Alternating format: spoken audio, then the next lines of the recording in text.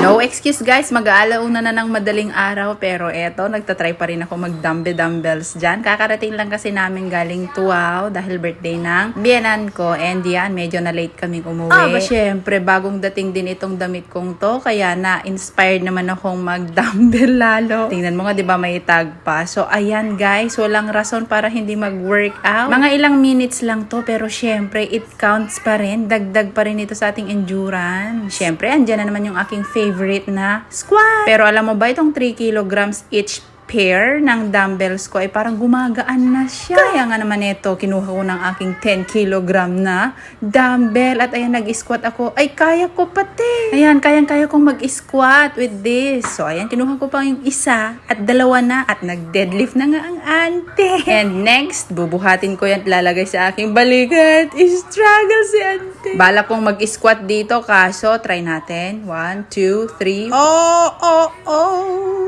Hindi kinaya. Hindi ko pa pala kaya yung 20 kilograms. Medyo mahina pa tayo. Kailangan ko pa magpalakas ng konti bago ko pa kayang buhatin yung 20 kilogram of dumbbell set na yon. O siya, mag-check out na lang din kayo nitong tank top na napakaganda.